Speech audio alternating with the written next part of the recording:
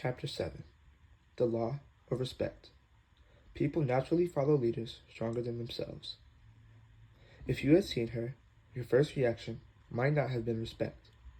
She wasn't a very impressive-looking woman, just a little over 5 feet tall, in her late 30s, with dark brown, weathered skin. She couldn't read or write. The clothes she wore were coarse and worn. When she smiled, she revealed that her top 2 front teeth were missing. She lived alone. The story was that she had abandoned her husband when she was 29. She gave him no warning. One day he woke up and she was gone. She talked to him only once after that, years later, and she never mentioned his name again afterward. Her employment was erratic. Most of the time, she took domestic jobs in small hotels, scrubbing floors, making up rooms, and cooking. But just about every spring and fall, she would disappear from her place of employment, come back broke, and work again to scrape together what little money she could. When she was present on the job, she worked hard and seemed physically tough. But she also was known to suddenly fall asleep, sometimes in the middle of a conversation.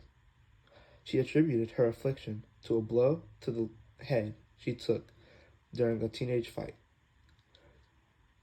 Who would respect a woman like that? The answer is more than 300 slaves who followed her to freedom out of the South. They recognized and respected her leadership. So did just about every abolitionist in New England. The year was 1857. The woman's name was Harriet Tubman, a leader by any other name. While she was only in her 30s, Harriet Tubman came to be called Moses because of her ability to go into the land of captivity and bring so many of her people out of slavery's bondage. Tubman started a life as a slave. She was born in 1820 and grew up in the farmland of Maryland. When she was 13, she received a blow to her head that troubled her all her life. She was in a store, and a white overseer demanded her assistance so that he could beat on an escaping slave. When she refused and blocked the overseer's way, the man threw a 2-pound weight that hit Tubman in the head. She nearly died, and her recovery took months. At age 24, she married John Tubman, a free black man. But when she talked to him about escaping to freedom in the North, he wouldn't hear of it. He said that if she tried to leave, he'd turn her in. When she resolved to take her chances and go north in 1849, she did so alone, without a word to him. Her first biographer, Sarah Bradford, said that Tubman told her, "I had reasoned this out in my head. There was one of 2 things I had a right to, liberty or death. If I could not have one, I would have the other, for no man should take me alive. I should fight for my liberty, as my strength lasted, and when the time came for me to go, the Lord would let them take me." Tubman made her way to Philadelphia, Pennsylvania, via the Underground Railroad, a secret network of free blacks, white abolitionists, and Quakers who helped escaping slaves on the run. Though free herself, she vowed to return to Maryland and bring her family out. In 1850, she made her first return trip as an Underground Railroad conductor, someone who retrieved and guided out slaves with the assistance of sympathizers along the way. Each summer and winter, Tubman worked as a domestic, scraping together the funds she needed to make return trips to the South. And every spring and fall, she risked her life by going south and returning with more people. She was fearless, and her leadership was unshakable. Hers was extremely dangerous work, and when people in her charge wavered and had second thoughts, she was strong as steel. Tubman knew escaped slaves who returned would be beaten and tortured until they gave information about those who had helped them. So she never allowed any people she was guiding to give up. Dead folks tell no tales.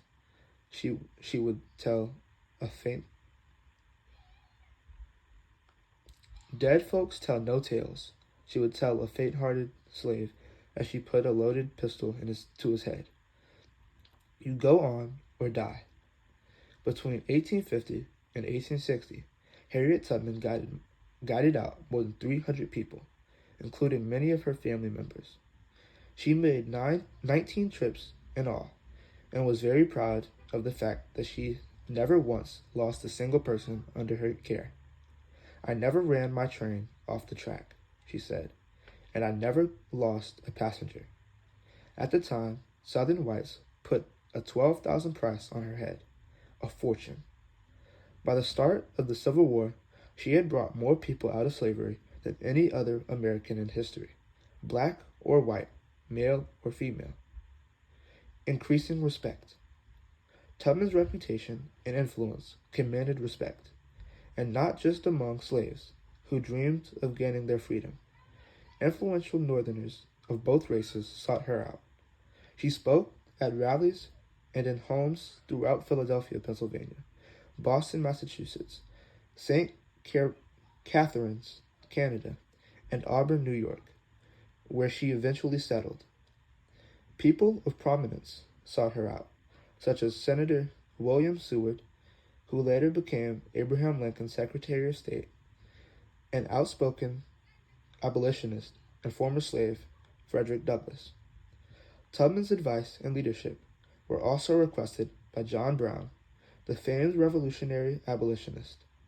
Brown always referred to the former slave as General Tubman, and he was quoted as saying, "She was a better officer than most whom he had seen, and could command an army successfully as she."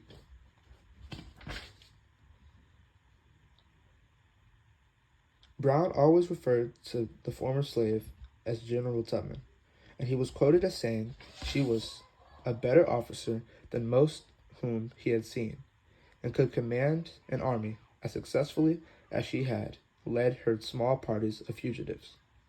That is the essence of the law of respect, a test of leadership. Harriet Tubman would appear to be an unlikely candidate for leadership because the deck was certainly stacked against her. She was uneducated. She began life as a slave. She lived in a culture that didn't respect African Americans, and she labored a country where women didn't have the right to vote yet. Despite her circumstances, she became an incredible leader. The reason is simple. People naturally follow leaders stronger than themselves. Everyone who came in contact with her recognized her strength, recognized her strong leadership ability, and felt compelled to follow her. That's how the law of respect works. It's not a guessing game. People don't follow others by accident. They follow individuals whose leadership they respect. People who are an 8 in leadership on a scale from 1 to 10, with 10 being the strongest, don't go out and look for a 6 to follow. They naturally follow a 9 or 10. The less skilled follow the more highly skilled and gifted. Occasionally, a strong leader may choose to follow someone weaker than themselves, but when that happens, it's for a reason. For example, the stronger leader may do it out of respect for the person's office or past accomplishments, or he may be following the chain of command. In general, though, followers are attracted to people who are better leaders than themselves. That is the law of respect. When people get together for the first time in a group, take a look at what happens. As they start interacting, the leaders of the group immediately take charge. They think in terms of the direction they desire to go and who they want to take with them. At first, people may make tentative moves in many different directions, but after the people get to know one another, it doesn't take long for them to recognize the strongest leaders and to start following them. Usually, the more leadership ability a person has, the more quickly he recognizes leadership, or its lack in others. In time, people in the group get on board and follow the strongest leaders. Either that, or they leave the group and pursue their own agenda. I remember hearing a story that shows how people come to follow stronger leaders. It happened in the early 1970s when Hall of Fame basketball center Bill Walton joined Coach John Wooden's UCLA team. As a young man, Walton wore a beard. It has been said that the coach told Walton that UCLA players were not allowed to have facial hair. Walton attempted to assert his independence, said that he would not shave his beard. Walton attempting to assert his independence said he would not shave his beard. Wooden's no-nonsense response was, "We'll miss you."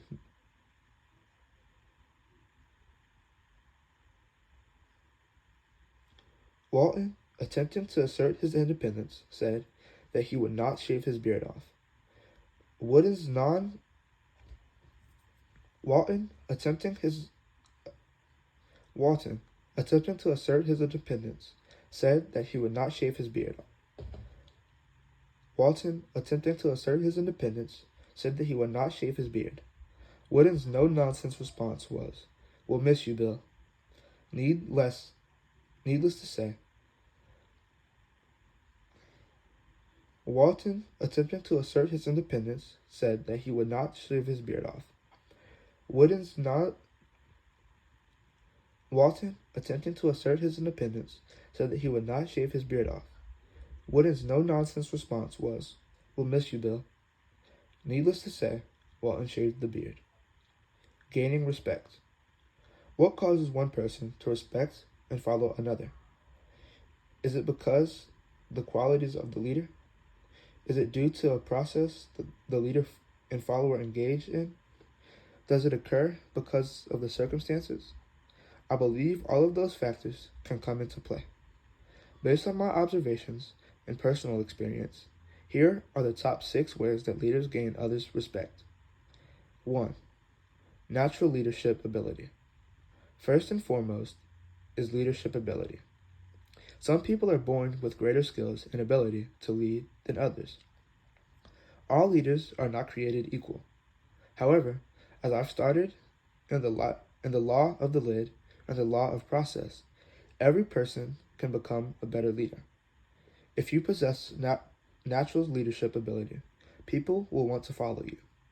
They will want to be around you. They will listen to you. They will become excited when you communicate vision. However, if you do not exhibit some of the additional practices and characteristics listed below, you will not reach your leadership potential, and people may not continue to follow you. One of the greatest potential pitfalls for natural leaders is relying on talent alone. 2. Respect for others. Dictators and other autocratic leaders rely on violence and intimidation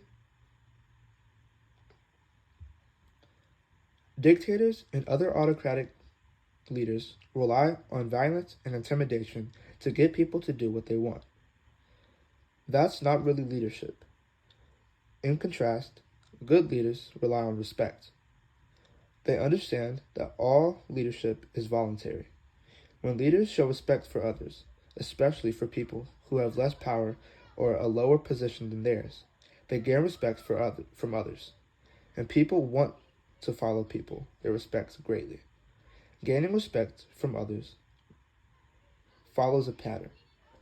When people respect you as a person, they admire you. When they respect you as a friend, they love you. And when they respect you as a leader, they follow you. If you continually respect others and consistently lead them well, you will continue to have followers. 3. Courage. One thing that caused everyone to respect Harriet Tubman so much was her tremendous courage. She was determined that she was going to succeed, or she was going to die trying. She didn't care about the danger. Her mission was clear, and she was absolutely fearless.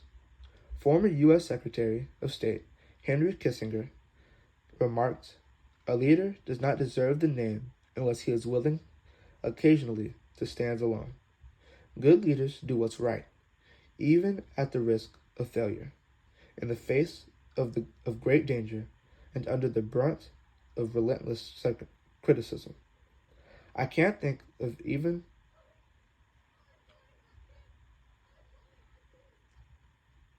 Good leaders do what's right, even at the risk of failure, in the face of greater danger. Great Good leaders do what's right, even at the risk of failure, in the face of great danger, and under the brunt of relentless criticism. I can't think of even one great leader from history who was without courage. Can you? A leader's courage has great value. It gives followers hope. 4. Success. Success is very attractive. People are naturally drawn to it. It's one reason that people in our society are so focused on celebrities' lives, cheer for their favorite sports team, and follow the careers of rock stars. Success is even more important when it applies to the people who lead us. People respect others' accomplishments, and it's hard to argue with a good track record. When leaders are successful in their own endeavors, people respect them. When they succeed in leading the team to victory, then followers believe they can do it again. As a result, followers follow them because they want to be a part of success in the failure. As a result, followers follow them because they want to be part of success in the future. 5. Loyalty. We live in an area. 5. Loyalty. We live in an era of free agency. Professional athletes hop from team to team, looking for the best deal. CEOs negotiate ridiculously high financial packages and then bail out as millionaires when things go wrong. The average worker, according to one source, will change occupations 10 times by the time he reaches age 36. In a culture of constant change, turnover, and transition, loyalty is an asset. When leaders stick with the team until the job is done, remain loyal to the organization when the going gets tough, and look out for followers even when it hurts them. Followers respect them and their actions. 6. Value added to others. Perhaps the greatest source of respect for a leader comes from his or her dedication to adding value to others. Because I've already discussed this extensively in the law of addition, I probably don't need to say much here. But you can be sure that followers value leaders who add value to them, and their respect for them carries on long after the relationship has ended. Measure your level of respect. If you want to measure how much respect you have as a leader, the first thing you should do is to look at who you attract. Dennis A. Peer remarked, "One measure of leadership is the caliber of people who choose to follow you." The second thing you should do is to see how your people respond when you ask for commitment or change. When leaders are respected and they ask for commitment, their people step up and sign up. They are ready to take risks, charge the hill, put in long hours, and do whatever else is necessary to get the job done. Likewise, when respected leaders ask for change, followers are willing to embrace it. But when leaders who are not respected ask for commitment or change, people doubt, they question, they make excuses, or they simply walk away. It is very hard for a leader who hasn't earned respect to get other people to follow. A respected leader steps down. In October of 1997, college basketball saw the retirement of a great leader, someone who engendered respect, as he spent more than 30 years of his life pouring himself into others. His name was Dean Smith, and he was the head basketball coach of the University of North Carolina.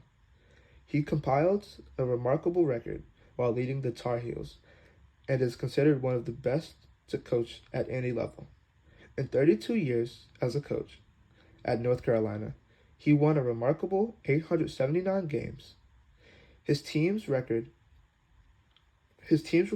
27 consecutive 20-win seasons. They won 13 Atlantic Coast Conference titles, played in 11 Final Fours, and won 2 national championships. The respect Smith has earned among his peers is tremendous. When he scheduled the press conference to announce his retirement, people such as Hall of Fame coaches John Thompson, whom Smith beat for the national championship in 1982, and Larry Brown came to show their support. Michael Hooker, the chancellor of the University of North Carolina, gave Smith an open invitation to do just about anything he wanted to at the school in the coming years. Even the President of the United States called to honor Smith. Those closest to him respected Smith the most. But the law of respect can be best seen in Smith's career by looking at the way his players interacted with him. They respected him for many reasons. He taught them much about basketball as well as life. He pushed them to achieve academically, with nearly every player earning a degree. He made them winners, and he showed them incredible loyalty and respect. Charlie Scott, who played for Smith and graduated from North Carolina in 1970, advanced to play pro basketball and then went on to work as marketing director for Champion Products. Concerning his time with Smith, he said, "As one of the first black college athletes in the ACC, I experienced many difficult moments during my time at North Carolina, but Coach Smith was always there for me. On one occasion, as we walked off the court following a game at South Carolina, one of their fans called me a big black baboon. 2 assistants had to hold Coach Smith back from going after the guy. It was the first time I had ever seen Coach Smith visibly upset, and I was shocked. But more than anything else, I was proud of him." During his time at North Carolina, Smith made quite an impact. His leadership not only won games and the respect of his players, but also helped produce a remarkable 49 men who went on to play professional basketball. Included in that list are greats such as Bob McAdoo, James Worthy, and of course, Michael Jordan. Not only one of the best players to ever dribble a basketball, but also a fine leader in his own way. James Jordan, Michael's father, credited Smith and his leadership for a lot of his son's success. Before a playoff game in Chicago in 1993, the elder Jordan observed, "People underestimate the program that Dean Smith runs. He helped Michael realize his athletic ability and hone it. But more important than that, he built character in Michael that took him through his career. I don't think Michael was privileged to any more teaching than anyone else. He had the personality to go with the teaching, and at Carolina, he was able to blend the two of them together. That's the only way I can look at it, and I think that's what made Michael the player he became." Michael Jordan understood what it meant to follow a good leader. During the waning years of his career, he was adamant about his desire to play for only one coach, Phil Jackson, the man he believes is the best in the business. It made sense. A leader like Jordan wanted to follow a strong leader, one stronger than himself. That's the law of respect. It's just possible that Jordan's desire got its seed when the young North Carolinian, still developing, was being led and mentored by his strong coach, Dean Smith. If you ever become frustrated because the people you want to follow you are reluctant to, it very well may be that you are trying to lead people whose leadership is stronger than yours. That creates a difficult situation.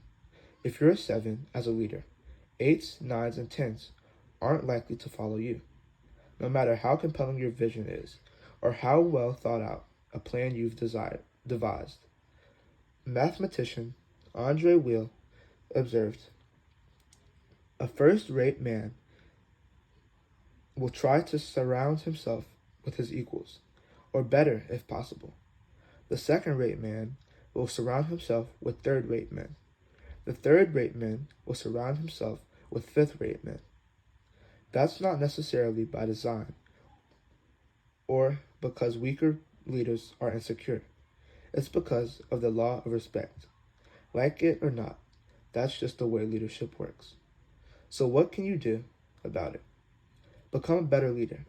There's always hope for a leader who wants to grow. People who are naturally a 7 may never become a 10, but they can become a 9. There is always room to grow. And the more you grow, the better the people you will attract. Why? Because people naturally follow leaders stronger than themselves.